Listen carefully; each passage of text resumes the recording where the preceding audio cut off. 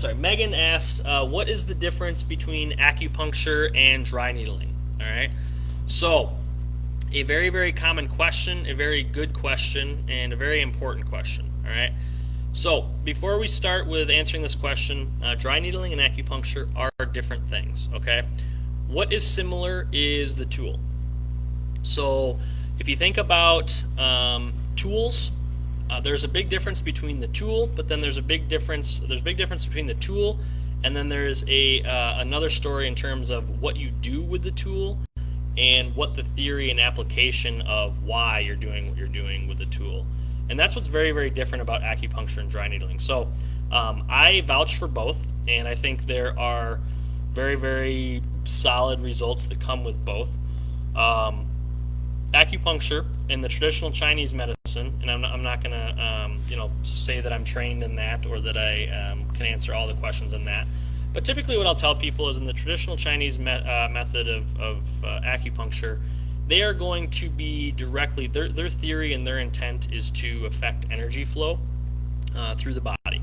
And so, if 10 people would go for back pain, the theory there is that there is a energy flow malfunction, and they want to affect that energy flow differently, or better known as qi.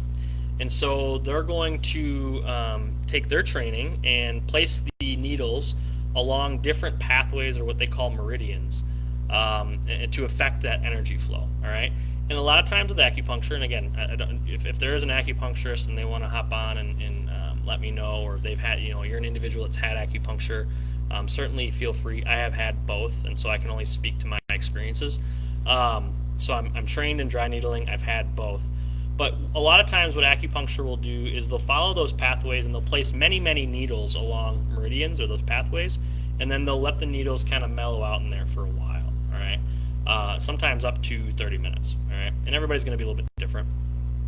Whereas dry needling, at least through the way that I use dry needling, is we are going to find a specific area or a couple areas where we're going to take a dry needle, which just means no medication in it, and we're going to go into the muscle, and I'm actually manipulating the needle in the tissue, which sounds challenging and sounds uncomfortable, and it can be.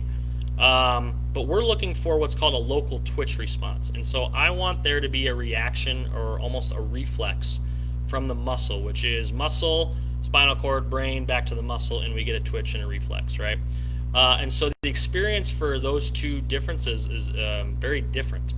And what we're trying to do in dry needling is we are using orthopedic-based testing, movement-based testing, our knowledge of what a muscle does, of how it interacts with nerves, of how trigger points and dysfunctional tissue can affect your overall performance and movement quality. And then we're using dry needling as a portion of our treatment plan to reset that muscle, reboot the computer, and get the movement restored, get the strength restored, get the range of motion restored. All right. So there's a very, very strong test, intervene, and retest plan or pattern with us, right? And I can't speak for acupuncture if they do that, but we are trained in orthopedics and movement, and understanding how to analyze movement and strength and range of motion and all of that, right? And so we will test and we'll see where the dysfunction is.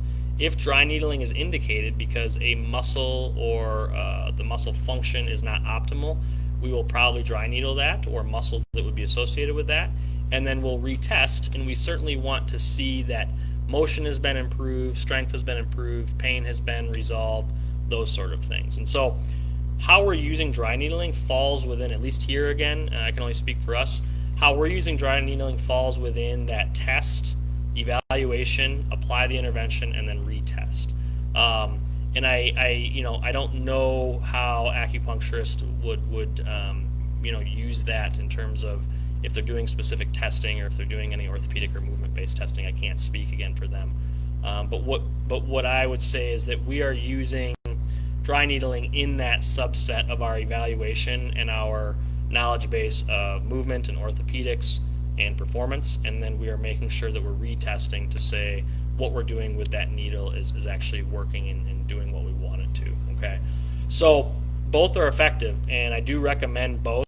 And there are things that acupuncturists do that we're not going to be able to do with dry needling, and a lot of that is probably revolving around like sinus issues, more of your naturalistic approach to healing different things. So I always say the tool, what dry needling and acupuncture, like, it's about as similar as what dry needling and what a dentist is going to use their needle for.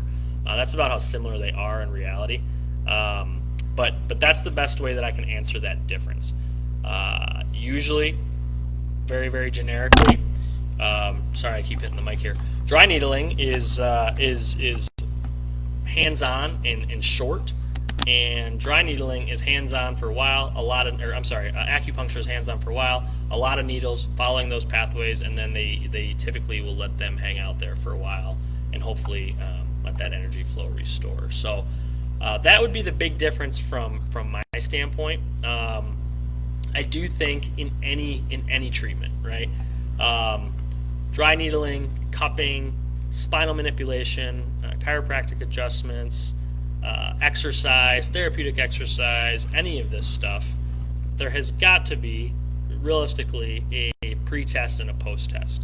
There's got to be a way to measure progress. And if we don't, then I don't really give two rats about what the treatment is, because if you're not measuring and you don't have a way to gauge progress, then the treatment could be totally off base. You could be throwing darts at a dartboard. So I would say that a lot of times it's not so much the treatment method or the tool as much as it is what you're doing with why you're using that tool and how you're testing and retesting and kind of putting it in with all the other bigger plans